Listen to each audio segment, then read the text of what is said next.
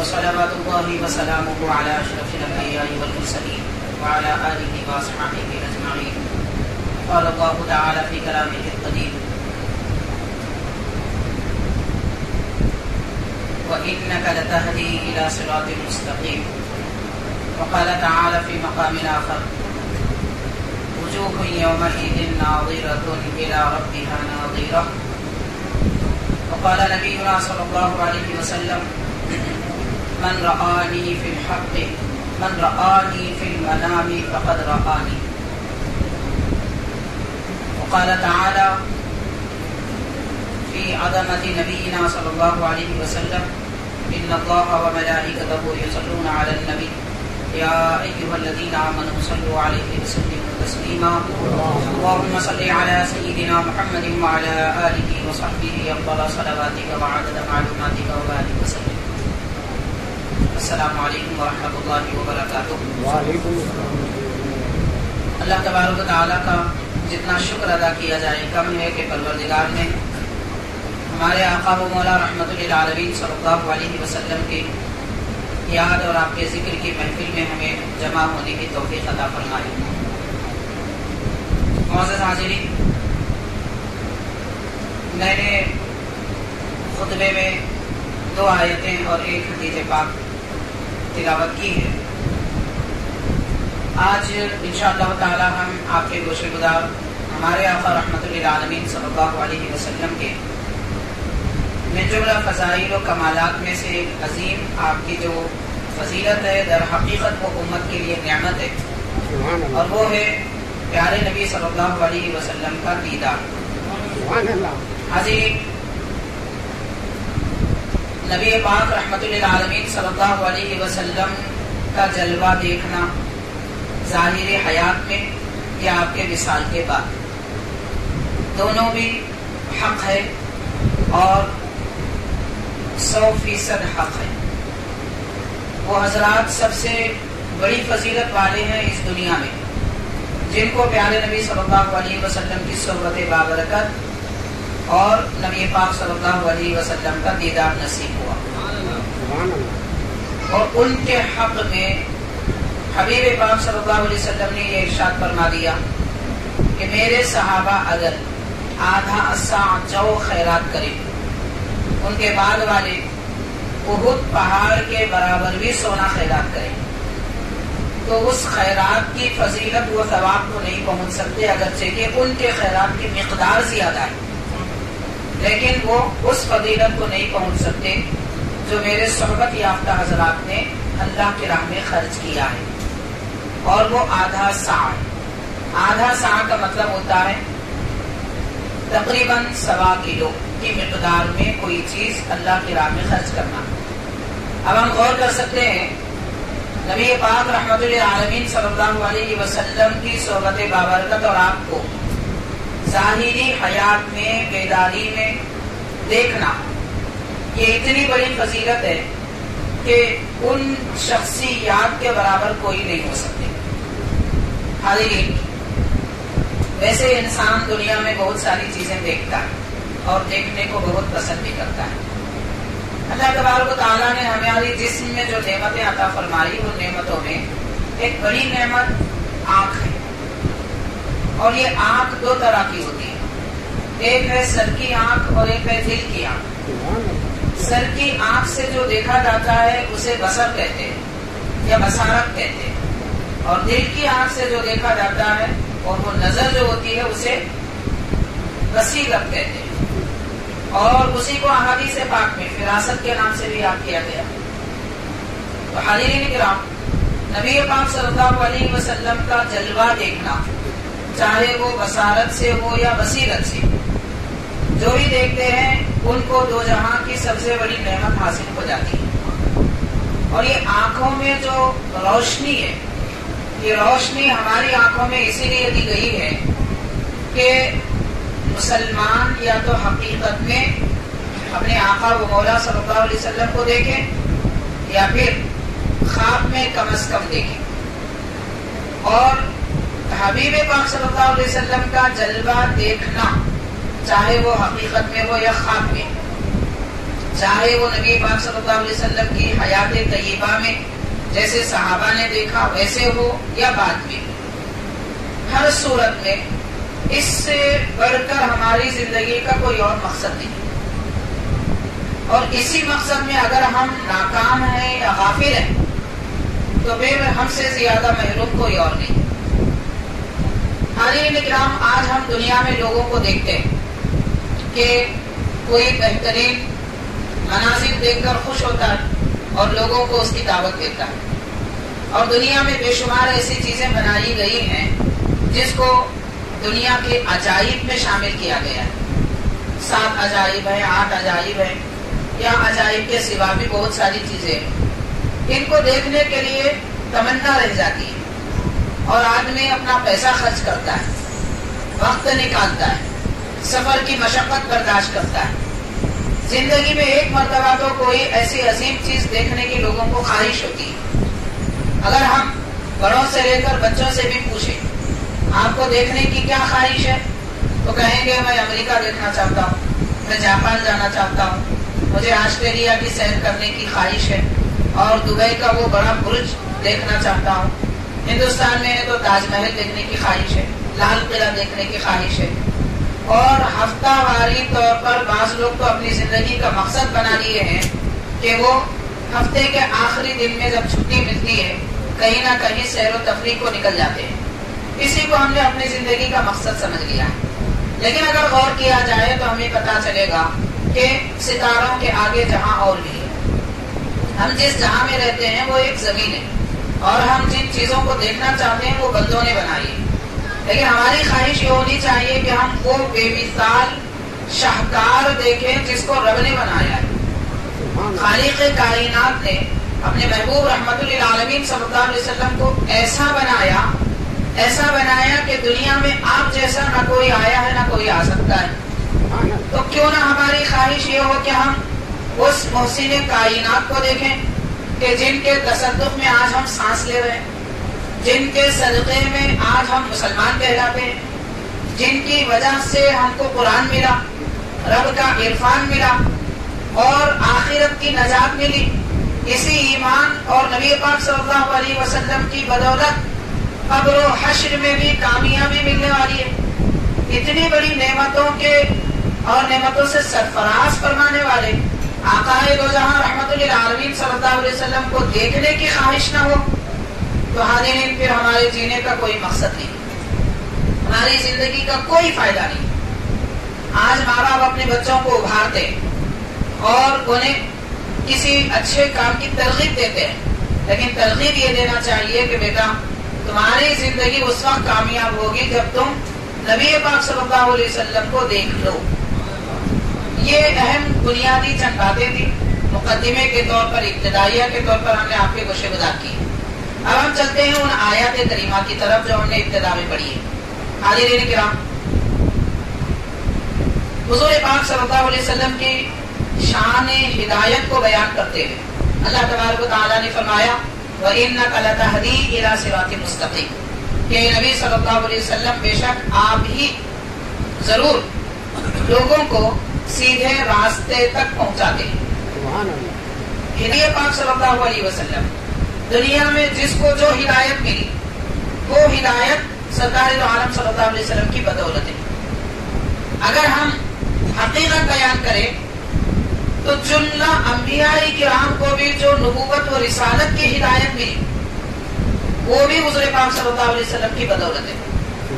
قرآن مجید کہتا ہے، اللہ تعالیٰ فرماتا ہے کہ آپ ضرور اے انبیاء کرام، میرے نبی خاتم النبیین جب تمہارے پاس تشریف لائیں تو تم ان پر ایمان لانا، ان کی مدد کرنا۔ حاضرین کرام، ایک دو نہیں سینکڑوں بڑے بڑے اکابر علماء، اولیاء، اصفیاء نے لکھا ہے اپنی کتابوں میں کہ سرکار دو عالم صلی اللہ علیہ وسلم انبیاء کے بھی نبی ہیں، اور کل انبیاء حضور پاک صلی اللہ علیہ وسلم کے امتی ہیں، یعنی ہر نبی کے امتی ہوتے ہیں۔ حبیب پاک صلی اللہ علیہ وسلم کے امتی ہم ہیں، لیکن جملہ انبیاء کرام بھی پیارے نبی صلی اللہ علیہ وسلم کے امتی ہیں۔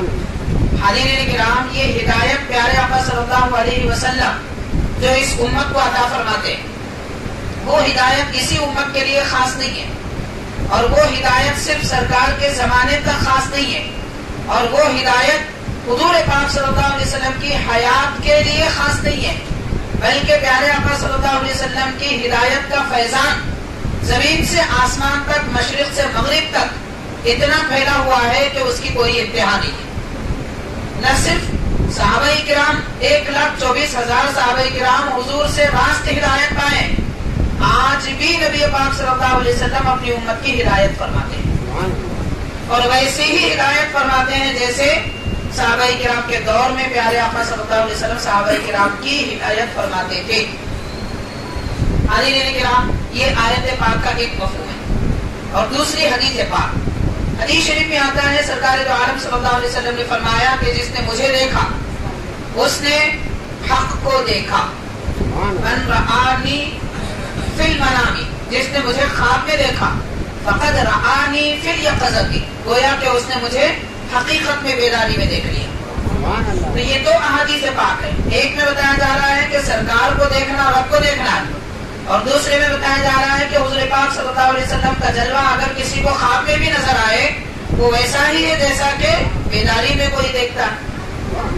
بیداری میں صحابہ کرام نے دیکھا تھا، لیکن حضور پاک صلی اللہ علیہ وسلم کے وصال اقدس کے بعد میں حبیب پاک صلی اللہ علیہ وسلم کو بیداری میں تابعین سے لے کر آج تک کے بڑے بڑے اکابر علماء اولیاء دیکھتے آ رہے ہیں، بیداری میں بھی دیکھ رہے ہیں، اور خواب میں تو ہر ایک مسلمان بھی دیکھ سکتا ہے۔ اللہ تعالیٰ کی نعمت ہے، جس کو چاہے عطا فرمائے، لیکن خواب میں بھی کوئی سرکار دو عالم صلی اللہ علیہ وسلم کا جلوہ دیکھتا ہے، حقیقت میں اس نے حبیب پاک صلی اللہ علیہ وسلم کو ہی دیکھا ہے، اور اس میں کوئی شک کی بات نہیں۔ صحیح بخاری شریف کی حدیث ہے، حضور پاک صلی اللہ علیہ وسلم نے فرمایا فَإِنَّ الشَّيْطَانَ لَا يَتَمَثَّلُ بِي، جس نے مجھے خواب میں دیکھا اس نے مجھے کو دیکھا، اس لیے کہ شیطان میری صورت اختیار نہیں کر سکتا۔ اب شیطان حضور پاک صلی اللہ علیہ وسلم کی صورت اختیار نہیں کر سکتا، یہ کیوں فرما رہے؟ اس لیے کہ حاضرین، سب سے پہلی بات، جب لوگ خواب دیکھتے ہیں اور خواب سناتے ہیں، سننے کے بعد آدمی کو سب سے پہلے شک ہوتا ہے، یہ کیسی بات ہے؟ جبکہ یہ خواب ہے، اور خواب میں کچھ بھی دیکھ سکتا ہے، کوئی بھی کہیں بھی رہ سکتا ہے۔ ہم دیکھتے ہیں یہاں رہتے ہیں، کبھی کعبہ شریف میں طواف کر رہے ہیں، کبھی مدینہ پاک میں حاضری دے رہے ہیں، اور کہاں کہاں پہنچ جاتے ہیں خواب میں۔ خواب میں تو انسان ہواؤں میں اڑتا بھی نظر آتا ہے، لیکن اس کے باوجود سننے والوں کو شک ہوتا ہے، یعنی شک اس بات کا ہوتا ہے کہ خواب سچا ہے یا نہیں ہے، یہ آدمی صحیح کہہ رہا ہے یا جھوٹ کہہ رہا ہے۔ اگر کوئی آدمی واقعتاً خواب میں حبیب پاک صلی اللہ علیہ وسلم کو دیکھا ہے اور وہ سچ کہہ رہا ہے تو اس نے یقیناً سرکار کو ہی دیکھا ہے، اس میں کوئی شک کی بات نہیں ہے۔ کیوں؟ اس لیے کہ شیطان نبی پاک صلی اللہ علیہ وسلم کے جیسا بن نہیں سکتا، اور شیطان ہر کسی کے جیسا بن سکتا ہے، یہاں تک کہ علماء کرام بزرگوں نے لکھا ہے اگر کسی نے خواب میں بھی اللہ تعالیٰ کو دیکھا ہے، خواب میں رب کو دیکھنا ممکن ہے، اللہ تعالیٰ کا جلوہ خواب میں دیکھنا ممکن ہے، حقیقت میں دنیا میں کوئی نہیں دیکھ سکتا، اللہ تعالیٰ کو تو بس جنت میں ہی دیکھا جا سکتا ہے، جنت کے سوا کہیں اور کوئی نہیں دیکھ سکتا۔ البتہ اس دنیا میں ہمارے آقا رحمت للعالمین صلی اللہ علیہ وسلم نے رب کا جلوہ حقیقت میں دیکھا ہے، معراج میں بھی دیکھا ہے، معراج کے سوا بھی دیکھا ہے۔ حضرت سیدنا محی الدین ابن عربی رحمۃ اللہ علیہ اپنی کتاب فتوحات مکیہ میں تحریر فرماتے ہیں، یہ ائمہ صوفیہ کے امام ہیں، وہ ارشاد فرماتے ہیں کہ نبی پاک صلی اللہ علیہ وسلم نے تقریباً 31 مرتبہ حضور پاک صلی اللہ علیہ وسلم نے اللہ کا جلوہ دیکھا ہے، اور ان میں سے ایک مرتبہ معراج کی شب ہے، باقی 30 مرتبہ دنیا میں اللہ تعالیٰ کا جلوہ حضور پاک صلی اللہ علیہ وسلم نے دیکھا ہے۔ اور یہ کوئی بعید بات نہیں ہے، اس لیے کہ قرآن مجید میں آتا ہے حضرت موسیٰ علیہ السلام نے اللہ کا جلوہ دیکھا، کوہ طور پر رب نے تجلی کا ایک حصہ ڈالا جس کی وجہ سے طور جل گیا، حضرت موسیٰ علیہ السلام بے ہوش ہو گئے۔ نبی پاک صلی اللہ علیہ وسلم نے حبیب اللہ تبارک و تعالیٰ کا جلوہ دیکھا۔ حاضرین کرام، اب میں عرض یہ کرنا چاہتا ہوں، سرکار دو عالم صلی اللہ علیہ وسلم کو کسی نے خواب میں دیکھا ہے اور وہ حق ہے، یقین ہے، کیونکہ شیطان حضور پاک صلی اللہ علیہ وسلم کی جیسی شکل و صورت اختیار نہیں کر سکتا. مگر علماء نے لکھا ہے اگر کسی نے اللہ کو خواب میں دیکھا ہے ہو سکتا ہے کہ وہ شیطان ہو، رب نہیں ہے.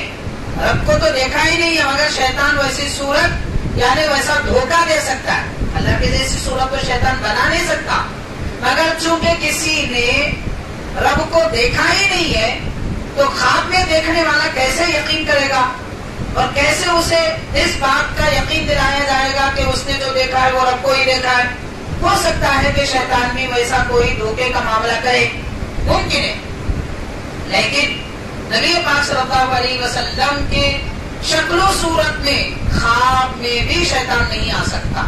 حقیقت میں تو نہیں آئے گا لیکن خواب میں بھی نہیں آ سکتا، اس لیے کہ سرکار دو عالم صلی اللہ علیہ وسلم کی صورت و شکل، آپ کا حلیہ مبارک، آپ کے شمائل شریفہ احادیث پاک میں لکھے ہوئے ہیں، بھرے پڑے ہیں. جب شیطان آئے گا تو حضور کی شکل و صورت میں نہیں آ سکتا، ممکن نہیں ہے اس کے لیے. اور وہ جو بھی شکل و صورت میں آئے گا وہ سرکار کی نہیں ہے.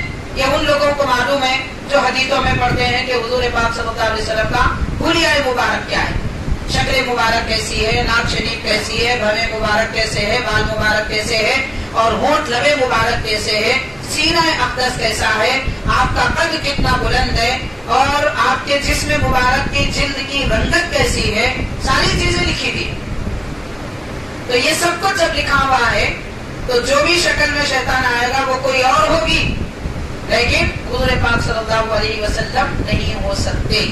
ایک بات ہے. دوسری بات یہ کہ شیطان سرکار عالم صلی اللہ علیہ وسلم کی صورت و شباہت میں اس لیے نہیں آ سکتا، اس کی وجہ ایک بڑے بزرگ ہے حضرت امام شعرانی رحمۃ اللہ علیہ، عبد الوہاب شعرانی رحمۃ اللہ علیہ. آپ کا ایک واقعہ ہے میں اسی سلسلے میں کہ انہوں نے سرکار کو کیسے دیکھا ہے، اس بارے میں تھوڑی بات عرض کروں گا. حاضرین، امام شعرانی رحمۃ اللہ علیہ اپنی کتاب میں تحریر فرماتے ہیں الیواقیت والجواہر میں کہ جب سرکار دو عالم صلی اللہ علیہ وسلم کی ولادت باسعادت ہوئی تو شیاطین کو معلوم ہوا نبی پاک صلی اللہ علیہ وسلم جلوگر ہوئے تو جیسے شیطان ہر بچے کے پاس جاتا ہے. صحیح مسلم کی حدیث ہے، پیارے آقا صلی اللہ علیہ وسلم نے فرمایا جب بچے پیدا ہوتے ہیں تو روتے. کیوں روتے ہیں؟ اس لیے کہ شیطان ان بچوں کے قریب جا کر اپنی انگلی اس کی ناف میں مارتا ہے. بچہ جب پیدا ہوتا ہے تو شیطان اپنی انگلی ناف میں دباتا ہے اس درد اور شیطان کے اثر کی وجہ سے، کیونکہ شیطان آگ سے بنا ہے اور آگ والا بچے کو چھوڑے گا تو ظاہر ہے کہ تکلیف ہوگی. اور یہ دنیا کی آگ کی تکلیف الگ ہے، شیطان تو پورے آگ کا ہے اور جنات بھی پورے آگ کے ہیں. تو ان کی وجہ سے جو انسان کو تکلیف ہوتی ہے وہ شیطانیت کی تکلیف بھی بچوں کو پہنچتی ہے، اس لیے بچے روتے. تو اس کا درد اور اس کا اثر دور کرنے کے لیے حبیب پاک صلی اللہ علیہ وسلم نے اذان دینے اور نام رکھنے کا حکم فرمایا. اب آج ہم دیکھتے ہیں کہ بچے پیدا ہوتے ہیں، پیدا ہونے کے بعد ماں باپ، نانا نانی، دادا دادی بچے کا نام رکھنے کے لیے 1 ہفتہ 2 ہفتے لگا دیتے ہیں، اور تب تک نہ بچے کے کان میں اذان دی جاتی ہے نہ اس کا نام رکھا جاتا ہے. حدیث پاک میں آتا ہے جب بچہ پیدا ہوتا ہے تو بے چین رہتا ہے کہ میں کس گھرانے میں پیدا ہوا ہوں، میں اللہ کو ماننے والا ہوں یا نہیں. اسی لیے فرمایا بچہ پیدا ہوتے ہی فوراً اذان دو اور نام رکھو. اس کی وجہ سے اسے اطمینان ہوگا کہ وہ ایک خالق کائنات کا عبادت گزار ہے، مسلمان گھرانے میں پیدا ہوا ہے اور ہم نام رکھنے کے جھگڑے میں 1 ہفتہ گزار رہے اور جب تک بچے کو پریشانی کا باعث بن رہی. افسوس کی بات ہے، نام تلاش کرنے کے لیے گوگل سرچ کیا جاتا ہے، سارے نام دیکھنے کے بعد میں ایک نیا نام جو اب یوں کہہ لیجیے کہ اینٹک نام جو کبھی سنا اور دیکھا نہیں گیا. آج کل لوگوں کو ایسے ہی نام چاہیے. اگر مولوی صاحب بولے کوئی نام تو بولتے مساوی ہمارے گھر میں ہے، ان کے بچے کا ہے، ان کے بچے کا. ایسا نام بولے اب تک نہیں سنے. یہ کیسا نام رکھ سکتے؟ جتنے نام ہیں وہ مسلمانوں کے نام ہیں، اب نیا نام بولے تو کسی اور کا رکھنا پڑتا. تو اس جھگڑے میں اتنی دیر ہو جاتی ہے کہ بچے پریشان ہو جاتے ہیں. حضور پاک صلی اللہ علیہ وسلم نے فرمایا یہ شیطان کا اثر ہوتا ہے اور اذان کی وجہ سے شیطان بھاگ جاتا ہے. اسی لیے بچہ پیدا ہوتے ہی پہلے अज़ान देने का हुक्म दिया गया, और नाम इसलिए ताकि उसे यकीन हो कि वो मुस्लिम घराने में पैदा हुआ है। हाज़रीन किराम, तो जैसे बच्चों के पास शैतान आता है, उसका काम है बच्चे पैदा होते ही आना। नबी पाक सल्लल्लाहु अलैहि वसल्लम की जब विलादत बासआदत हुई तो शैतान को खबर दी गई, जिसके उसके चेहरे दुनिया में फैले हुए थे। हज़रत अल्लामा ज़ैनी दहलान रहमतुल्लाह अलैह अपनी किताब अस्सीरतुन नबविय्या में ये लिखते हैं कि शैतान को खबर दी गई कि नबी पाक सल्लल्लाहु अलैहि वसल्लम पैदा हुए हैं शहर मक्का में। शैतान अपनी फौज को लेकर आया और पहले अपनी फौज को भेजा, लेकिन अल्लाह तबारक तआला ने हबीब पाक सल्लल्लाहु अलैहि वसल्लम के अतराफ में एक हिसार बनाई थी, और शैतान जैसे करीब होते उन पर आग के शोले फेंक दिए जाते थे। आपने सुना होगा मीलाद की शब में फरिश्ते आसमान से जमीन पर आए। क्यों आए थे? हुजूर पाक सल्लल्लाहु अलैहि वसल्लम के तहफ़्फ़ुज़ और हिफाजत के लिए, यानी शैतान नबी पाक सल्लल्लाहु अलैहि वसल्लम के करीब न आए, तो आग के शोले शैतानों पर बरसाए गए। ये सुनकर शैतान इब्लीस खुद आया, लेकिन उस पर भी शोले बरसा दिए गए। तो हाज़रीन, जैसे शैतान विलादत के वक्त में प्यारे आका सल्लल्लाहु अलैहि वसल्लम के करीब न जा सका, इसी वजह से हुजूर पाक सल्लल्लाहु अलैहि वसल्लम की वो शक्ल सूरत भी इख्तियार नहीं कर सकता। बाकी सारे जहां में हर किसी के जैसा बन सकता है, मगर नबी पाक सल्लल्लाहु अलैहि वसल्लम के जैसी सूरत हरगिज़ इख्तियार नहीं कर सकता। ये हमारे आका सल्लल्लाहु अलैहि वसल्लम की खासियत है। तो हाज़रीन किराम, हुजूर पाक सल्लल्लाहु अलैहि वसल्लम ने फरमाया, जिसने मुझे देखा ख्वाब में, उसने हकीकत में मुझे को देखा, इसलिए कि शैतान मेरी सूरत इख्तियार नहीं कर सकता। एक दो वजह है। तीसरी वजह यह है कि अल्लाह के नबी रहमतुल आलमीन सल्लल्लाहु अलैहि वसल्लम सरापा नूर, नूरे खुदा, और शैतान ऐन आग। तो नूर और नार दोनों एक जैसे नहीं हो सकते। नूर में लताफत होती है, नूर में ठंडक होती है, नूर में इत्मीनान होता है, और आग में जलन होती है, तपिश होती है। तो ये दो एक नहीं हो सकते। तो शैतान आग से बना है, इसलिए हुजूर पाक सल्लल्लाहु अलैहि वसल्लम की शक्ल और सूरत इख्तियार नहीं कर सकता। अच्छा, ये बात क्यों फरमाई हुजूर पाक सल्लल्लाहु अलैहि वसल्लम ने कि शैतान मेरे जैसा नहीं बन सकता?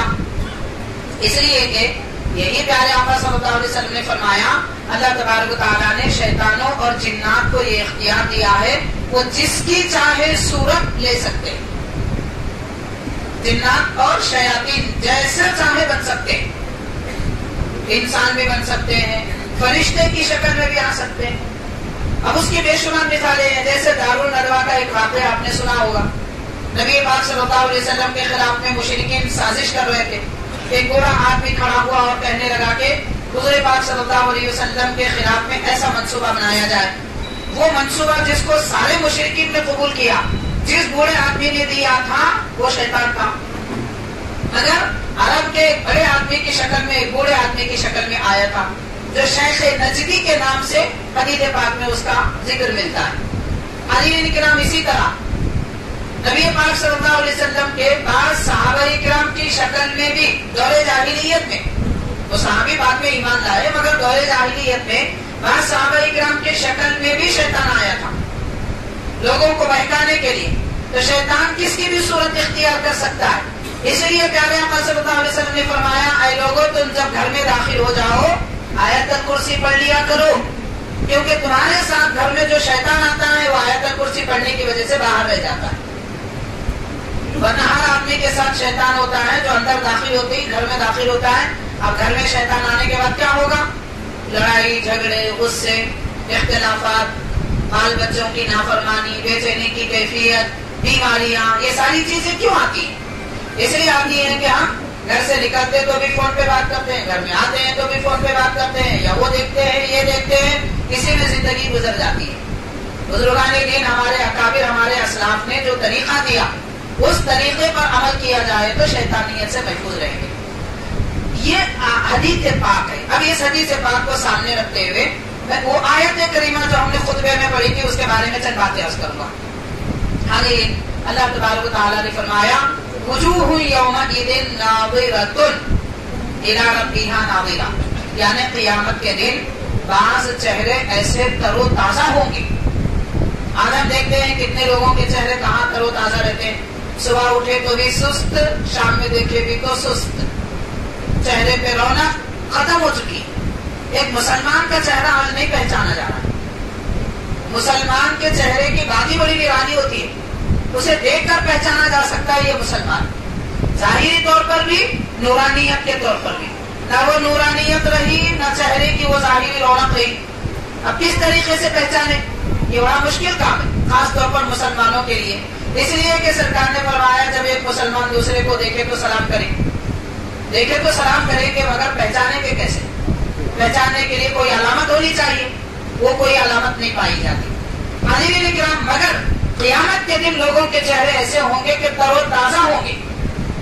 تر و تازہ کا مطلب ایک چھوٹے پیدا ہوئے بچے کی صورت کو دیکھ لیجئے، اس سے زیادہ تر و تازہ صورت آپ کو کوئی اور نظر نہیں آئے گی، اس لیے کہ وہ بچے گناہوں سے، برائیوں سے، بدماشیوں سے پاک ہوتے ہیں، ان کو کچھ معلوم ہی نہیں ہوتا، اس لیے ان کے چہرے، بچوں کے چہرے عام طور پر زیادہ چمکتے ہیں بڑوں کی بنسبت۔ اس کی وجہ یہ ہے کہ ان کے دل پاک ہوتے ہیں، ان کی روحانیت پاک ہوتی ہے۔ تو اللہ تبارک و تعالیٰ فرماتا ہے کہ قیامت کے دن بندے رب کا جلوہ دیکھیں گے، اور اللہ تعالیٰ کا جلوہ دیکھ کر ایسے رونق والے ہو جائیں گے جیسے بارش کے دنوں میں گھاس پھوک آتی ہے، جو تر و تازہ ہوتی ہے، اس میں جو رونق نظر آتی ہے، ایسی تازگی ایمان والوں کے چہرے پر قیامت کے دن ہوگی۔ کس کو دیکھیں گے؟ قرآن مجید کہتا ہے رب کو دیکھیں گے، اور سرکار فرما رہے ہیں جس نے مجھے دیکھا اس نے رب کو دیکھا، جس نے مجھے دیکھا اس نے حق کو دیکھا۔ تو قیامت کے دن حق کا دیدار کرنے والوں کو جو رونق اور تازگی ملے گی، وہ رونق اور تازگی دنیا میں حبیب پاک کا جلوہ دیکھنے والوں کو بھی ملتی ہے، اس لیے کہ حضور کا دیدار رب کا دیدار۔ حاضرین کرام، اب وہ رونق، وہ تازگی اور رب کا دیدار پانے کے لیے ہم مسلمانوں کو کوشش کرنی چاہیے۔ سرکار دو عالم علیہ الصلوۃ والسلام کس طریقے سے اپنی امت کی ہدایت فرماتے ہیں؟ یہ دو آیتوں کو، یعنی حضور ہدایت فرماتے ہیں خواب میں تشریف لا کر بھی۔ نبی پاک صلی اللہ علیہ وسلم صحابہ کرام کے زمانے میں صحابہ کرام سے دو بات فرماتے، وہ فریفتہ ہو جاتے، کچھ زیادہ سمجھانے بتانے کی ضرورت نہیں پڑتی تھی۔ جیسے کہ حضرت صدیق اکبر رضی اللہ تعالیٰ عنہ کی زندگی کو لے لیجیے، سرکار نے ارشاد فرمایا کہ ابو بکر اللہ تعالیٰ نے مجھے نبی بنایا ہے، تو صدیق اکبر رضی اللہ تعالیٰ عنہ عرض کرتے ہیں اشہد ان لا الہ الا اللہ واشہد ان محمد رسول اللہ، بس اتنا ہی، اسی جملے پر ایمان لا لیے۔ ایسے کئی ایک صحابہ کرام، ان کو بلکہ پہلے سے بتا دیا گیا تھا، بعض صحابہ کرام نے خواب میں دیکھا تھا، نبی پاک صلی اللہ علیہ وسلم تشریف لا چکے ہیں، خواب میں دیکھا تھا اس لیے آ کر ایمان لائے۔ نبی پاک صلی اللہ علیہ وسلم کس طریقے سے صحابہ کرام کی کیسے مدد فرماتے ہیں، اس کے بارے میں آپ کے گوشے گزار چند بزرگوں کے صحابہ کرام کے احوال اور واقعات پیش کروں گا، اس کے بعد میں اپنی گفتگو ختم کروں۔ حاضرین کرام، حضرت شیخ الاسلام عارف باللہ امام محمد انوار اللہ فاروقی رحمۃ اللہ علیہ اپنی کتاب مقاصد الاسلام کے حصہ دہو میں تحریر فرماتے ہیں، تقریباً 4 یا 5 واقعات آپ نے لکھے ہیں۔ ملک روم کی طرف صحابہ کرام تشریف لے گئے، حضرت عمرو بن عاص رضی اللہ تعالیٰ عنہ، حضرت جابر رضی اللہ تعالیٰ عنہ، حضرت خالد بن ولید رضی اللہ تعالیٰ عنہ، سیدنا فاروق اعظم رضی اللہ تعالیٰ عنہ کے زمانے میں۔ وہاں پر ملک روم کا جو بادشاہ تھا وہ اپنے سارے دوسرے بادشاہوں کی مدد لیا، اور تقریباً 50 لاکھ افواج تھی، 1-2 لاکھ کی بات نہیں ہے، 50 لاکھ فوج تھی رومیوں کی، اور صحابہ کرام جو فوج لے کے گئے تھے وہ 50,000 تھی، صرف 50,000۔ اب آپ غور کیجئے کس طریقے سے پیارے آقا صلی اللہ علیہ وسلم ان کی مدد فرماتے ہیں۔ جنگ کا موقع ہے، 2 مہینے تک رومیوں سے جنگ ہوتی رہی، لڑائی ہوتی رہی، مگر رومیوں پر نہ ان کو کامیابی ملی، بلکہ 2 مہینے تک رومی پریشان ہو گئے کہ یہ کیسے عرب ہیں، ان کو ہم کمزور، نہتہ اور جاہل سمجھتے تھے، ان کے اندر اتنی طاقت اور قوت کہاں سے آ گئی کہ 50 لاکھ کا مقابلہ کر رہے مگر میدان نہیں چھوڑ رہے۔ آپ غور کیجئے، 50 لاکھ کی فوج 50,000 کو 1 گھنٹے میں تہس نہس کر سکتی ہے، مگر 2 مہینے گزر گئے، صحابہ کرام اپنے مقام سے ہٹے نہیں. تو حاضرین کرام، آخر کار رومی کا جو اصل بادشاہ تھا اس کو شکست ہو گئی اور وہ اپنا قلعہ چھوڑ کر پیچھے چلا گیا دوسرے اور اندر شہروں کی طرف. صحابہ کرام اس قلعے پر کامیابی کا جھنڈا گاڑ کر اور آگے بڑھ گئے. لیکن اب آگے جانے کے لیے خاص طور پر حضرت جابر، حضرت عمرو بن عاص رضی اللہ تعالیٰ عنہ جو اس وقت بڑے کمانڈر تھے، ان کو بڑی تشویش ہو رہی تھی کہ ہم 2 مہینے تک لڑ کر تھک چکے، اب آگے جائیں گے تو نہیں معلوم کہ پیچھے سے اور دشمن آ کر ہم کو اپنے گھیرے میں لے لیں گے. اس فکر میں تھے کہ اگلے دن صبح رومیوں کی فوج میں سے جو ان کے بڑے کمانڈر تھے وہ فوراً حضرت جابر رضی اللہ تعالیٰ، حضرت عمرو بن عاص رضی اللہ عنہ کے پاس آئے. آ کے عرض کرنے لگے کہ آپ مجھے کلمہ پڑھائیے، میں مسلمان ہوتا ہوں. اور ان کا نام تھا حضرت دامس رحمۃ اللہ علیہ. تو ایمان قبول کر لی. صحابہ کرام نے پوچھا کہ اچانک آپ کے ایمان قبول کرنے کی وجہ کیا ہے؟ تو کہتے ہیں کل رات میں نے خواب میں دیکھا ہے ایک نورانی بزرگ تشریف لائے ہیں اور وہ مجھ سے فرما رہے ہیں کہ تم ایمان کیوں نہیں لاتے، تم کلمہ کیوں نہیں پڑھتے. تو میں نے اپنی کچھ مجبوریاں پیش کی. ان کے بھائی تھے تو وہ بھائی کی وجہ سے ان کو پریشانی تھی. تو سرکار دو عالم صلی اللہ علیہ وسلم نے فرمایا کہ آپ ایمان لائیے، باقی دوسروں کے ایمان لانے کا انتظام بھی ہم کر دیں گے.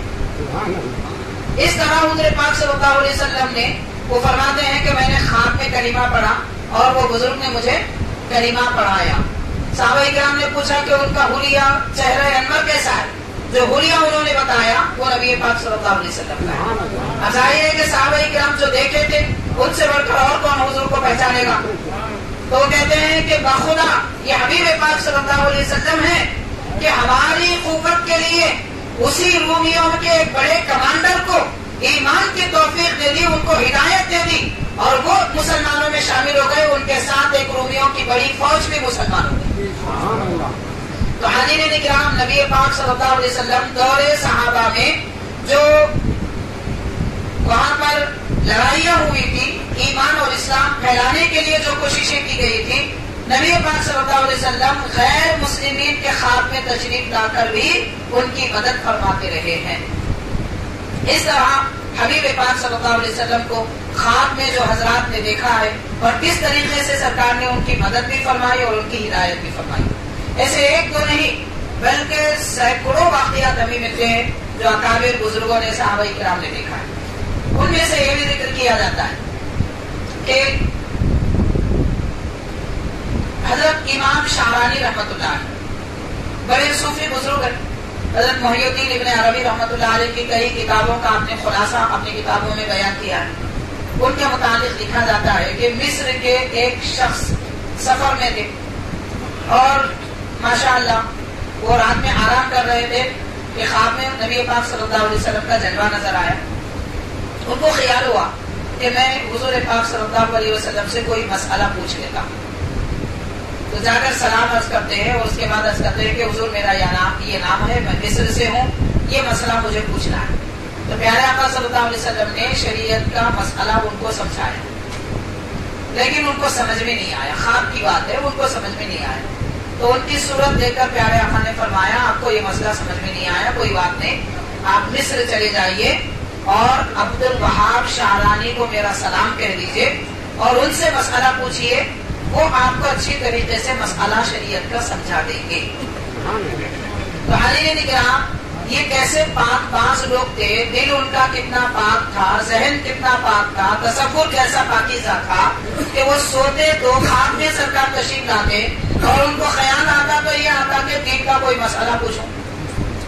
انہوں نے دنیا کی دولت نہیں پوچھی، بادشاہت نہیں پوچھی، عزت اور ثروت، کرسی، منصب کا مطالبہ نہیں کیا، بلکہ عرض کیا تو مسئلہ پوچھا. کیونکہ وہ جانتے ہیں کہ اگر نبی پاک صلی اللہ علیہ وسلم ہمارے کسی بات اور ہمارے کسی عمل سے راضی ہوتے ہیں، خوش ہوتے ہیں، تو وہ دین ہے اور دین کے مسائل ہیں.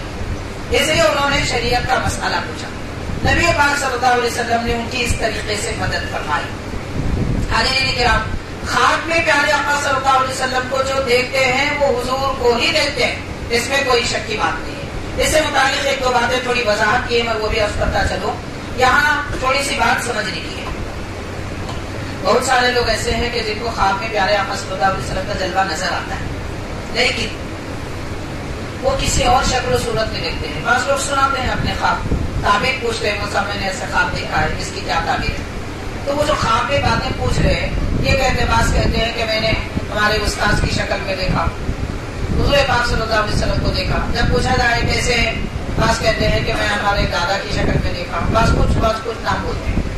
تو یاد رکھیے کہ سرکار دو عالم صلی اللہ علیہ وسلم کے کا جلوہ خواب میں اگر نظر آئے تو حضور اپنی ہی شکل و صورت میں تشریف لاتے ہیں، باقی کسی کی شکل و صورت میں نہیں آتے. بڑے بڑے اکابر علماء نے لکھا ہے، امام جلال الدین سیوطی رحمۃ اللہ علیہ، علامہ یوسف نبھالی رحمۃ اللہ علیہ، عبدالعزیز دباغ رحمۃ اللہ علیہ، بڑے بڑے اکابر نے لکھا ہے اپنی تصانیف میں کہ سرکار اپنی ہی صورت پاک میں تشریف لاتے ہیں، کسی کی شکل میں نہیں آتے. اگر ہم کسی کی شکل میں دیکھ رہے ہیں اور یہ سمجھایا جا رہا ہے خواب میں کہ یہ سرکار دو عالم صلی اللہ علیہ وسلم ہے، تو وہ واقعتاً سرکار نہیں ہے. یہ بالکل واضح بات. ہاں کوئی ایسی شکل و صورت نظر آ رہی ہے مگر بتایا جا رہا ہے خواب میں کہ یہ سرکار ہی ہے، جس شکل و صورت کو ہم نہیں جانتے تو ممکن ہے کہ وہ سرکار ہو، جس کو ہم نہیں جانتے ویسی شکل و صورت ہو. پھر ایسا جمال وہ حسن نہیں ہے کہ جیسا ہم پڑھتے یا سنتے تھے. تو حاضرین، دراصل سرکار اپنی شکل و صورت میں تشریف لاتے ہیں مگر ہماری حیثیت کے مطابق نظر آتے ہیں. سرکار اپنے کمال اپنی فضیلت کے طور پر نہیں، ہماری حیثیت کے مطابق نظر آتے ہیں. اس کو سمجھانے کے لیے میں ایک مثال دینا چاہوں گا، صرف مثال سمجھنے کے لیے. کبھی ایسا نظر آتا ہے کہ پیارے آقا صلی اللہ علیہ وسلم کوئی دو آدمی کے کندھوں پر اپنا دست مبارک رکھتے ہوئے آہستہ آہستہ چلتے ہوئے تشریف لا رہے ہیں. ہم کو خواب میں بتایا جاتا ہے یہ سرکار ہی ہے اور ان کی شکل و صورت ہم نہیں جانتے کہ جیسے ہماری شناخت اور تعارف کی صورت نہیں، تو یقیناً وہ سرکار ہی ہے، اس میں شک کی بات نہیں ہے. لیکن یہ جو کیفیت نظر آ رہی ہے، یہ اس طرف اشارہ دیا جا رہا ہے کہ تمہارا ایمان اور تمہاری محبت اور سرکار سے تمہارا تعلق کمزور ہے، اسے پختہ کرو. تو ہماری جو حالت ہوتی ہے وہ حالت میں، اس کیفیت میں، وہ سرکار کی کیفیت کو دیکھ کر ہم اپنی حالت کا اندازہ لگائیں. چمکدار نورانی چہرہ نظر آ رہا ہے، اللہ کا شکر کرنا چاہیے کہ ماشاءاللہ میرا ایمان اور سرکار سے میری محبت مستحکم ہے. تو ہماری حالت اور کیفیت کے مطابق سرکار نظر آتے ہیں مگر کسی اور کی شکل و صورت میں نظر نہیں آتے. حضور کا جمال، حضور کی شفاعت، سرکار کی شکل و صورت ہی میں حضور تشریف لاتے ہیں. اب اس کے ساتھ میں اور تھوڑی بزرگوں کے کچھ واقعات آپ کے گوشے گزار کروں گا. دیکھا جاتا ہے کہ حضرت نظام الدین اولیاء محبوب الہی رحمۃ اللہ علیہ بڑے پائے کے بزرگ ہیں ماشاءاللہ، سلسلے چشتیہ کی عظیم شخصیت. حاضرین کرام، محبوب الہی آپ کا نام. دنیا میں محبوب تین ہے. ایک ہے ہمارے آقا صلی اللہ علیہ وسلم محبوب رب العالمین، اور دوسرے حضور سیدنا پیران پیر غوث پاک رضی اللہ تعالیٰ عنہ محبوب سبحانی، اور تیسرے حضرت نظام الدین اولیاء محبوب الہی.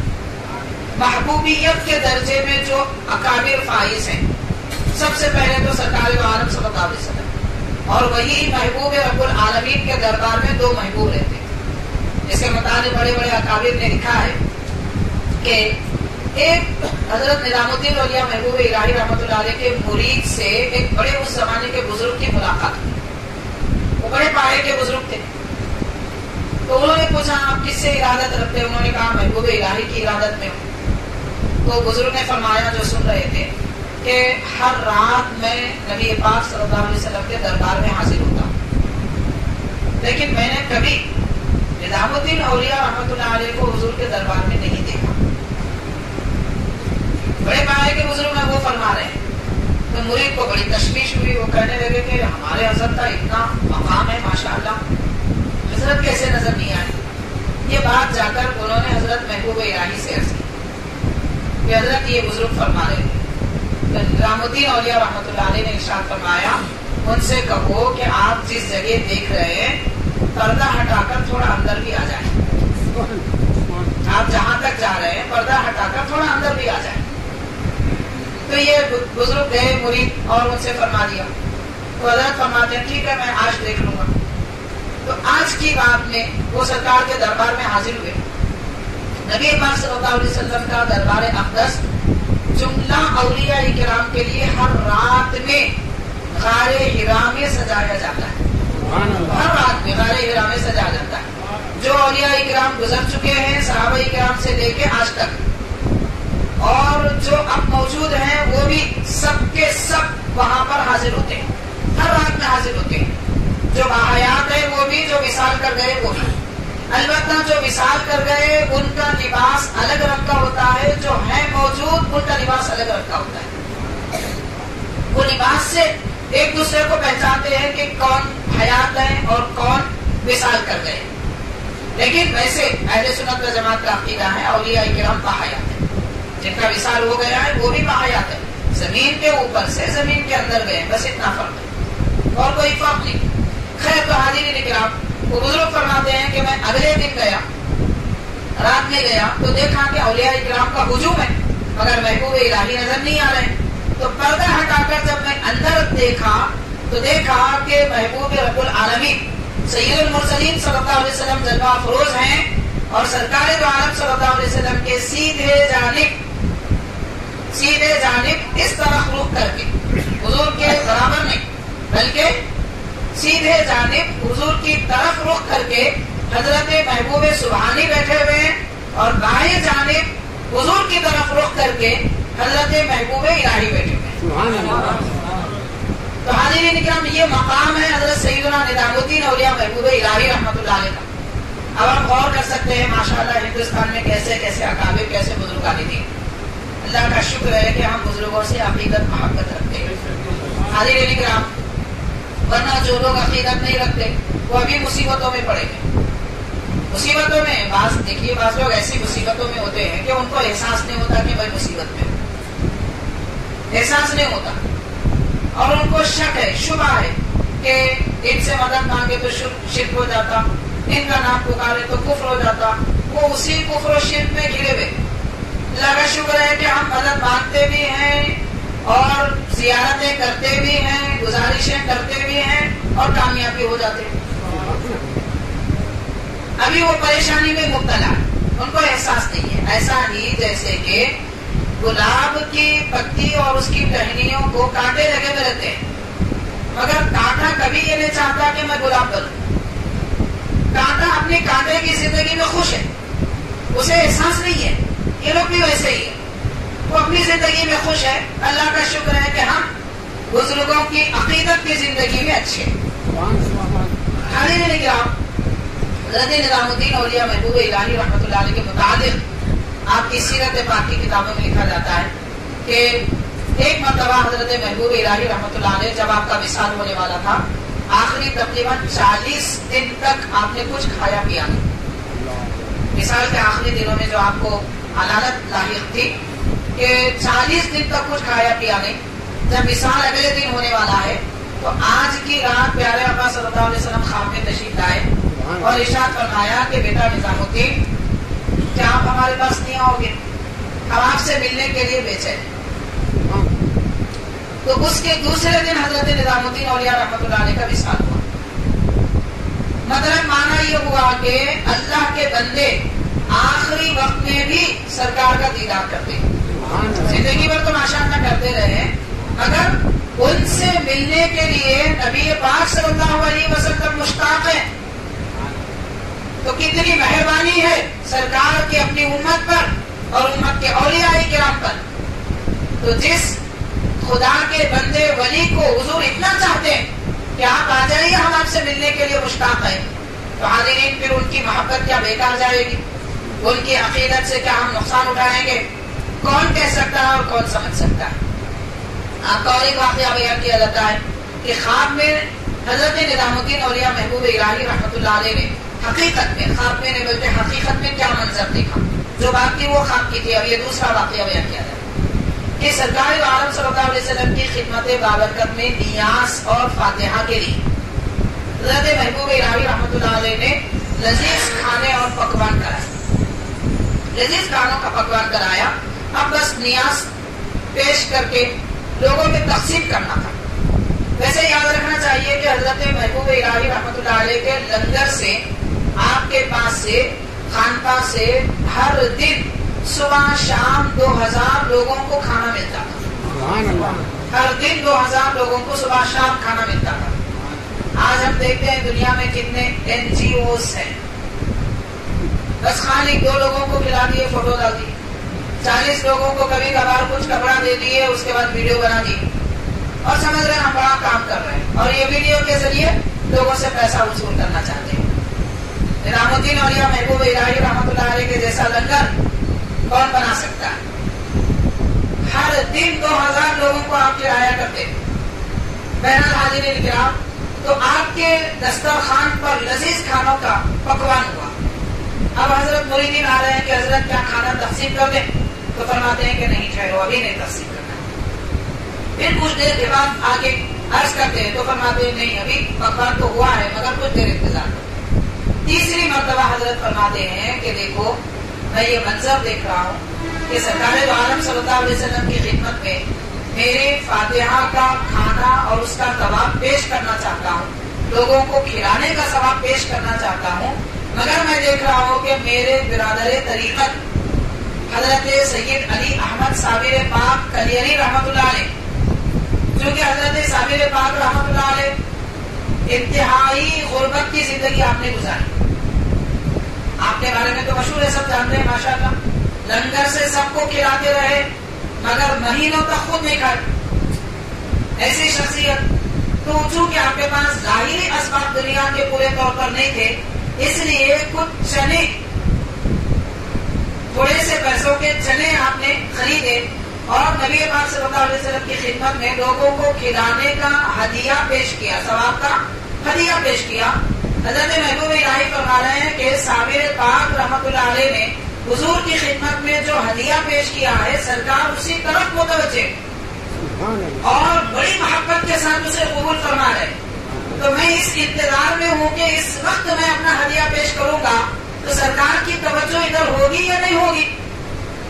اس لیے میں انتظار میں ہوں کہ جب وہ ہدیہ پیش ہونے کے بعد سرکار کی توجہ دوسری جانب ہو تو میں اپنا ہدیہ پیش کروں. اس واقعے سے سب سے اہم بات یہ معلوم ہوتی ہے کہ دین میں، اسلام میں کوانٹٹی نہیں دیکھی جاتی، کوالٹی دیکھی جاتی ہے. ویسے حضرت محبوب الہی رحمۃ اللہ علیہ کے پاس کوالٹی بھی تھی، کوانٹٹی بھی تھی، ہر چیز تھی، مگر معمولی سا ہدیہ جو دنیا کے اعتبار سے معمولی ہے وہ بڑی عقیدت کے ساتھ انہوں نے پیش کیا تھا، اس لیے سرکار کی توجہ اس طرف زیادہ تھی. ایک دوسری بات یہ معلوم ہوتی ہے کہ ہم جو فاتحہ نیاز کرتے ہیں یہ سمجھتے ہیں بھائی کہیں کو پکائے، کھانے کے لیے پکائے. اور کیوں پکائے؟ ایک کھانا بنائے تو لوگ زیادہ آتے. یہ مقصد دنیا میں نہیں رکھنا چاہیے. نہ محفل میں آنے کا یہ ارادہ ہو کہ ہم کھائیں گے، چلو لے گئے تو کھانا مل جاتا. دل کے گوشے میں ایک رائی کے دانے برابر بھی ایسی خواہش اگر ہے ہمارا آنا بیکار ہے. کسی بھی محفل میں جائیں. اب یہ اور بات ہے کہ نہیں تبرک ہے، یہ تبرک آپ اپنے گھر میں بھی بنا سکتے. تبرک یہاں کہیں بھی ہے تو تبرک، نہیں تو نہیں، ایسی بات تو نہیں ہے. وہ ایک بہانہ ہے وہ تبرک کا. میں یہ کرنا چاہتا ہوں کہ خلوص ہونا چاہیے. کوئی بھی کام کیا جائے اللہ رسول کی رضا کے لیے کیا جائے، باقی دنیا کا کوئی مقصد نہ ہو. یہ جو ہم فاتحہ نیاز پیش کرتے ہیں اس کے بارے میں ہم کیا سمجھ رہے ہیں؟ ہم نے پکوان کیا، کھایا، کھلایا، یہ اتنا آسان نہیں ہے. یہ نیاز اور یہ عقیدت دراصل سرکار کی خدمت میں پیش ہوتی ہے اور حضور پاک صلی اللہ علیہ وسلم قبول فرماتے ہیں.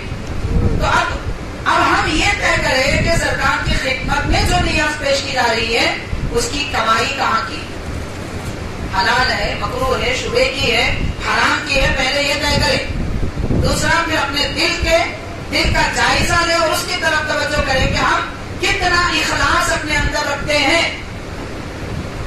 تو بہرحال حاضرین کرام، نبی پاک رحمت للعالمین صلی اللہ علیہ وسلم جس طرح صحابہ کرام کے زمانے میں صحابہ کو نظر آتے، اپنے جلوے دکھاتے اور ان کی مدد فرماتے، آج بھی حضور پاک صلی اللہ علیہ وسلم اپنی امت کو نظر آتے ہیں، اپنے جلوے دکھاتے ہیں اور مدد فرماتے ہیں۔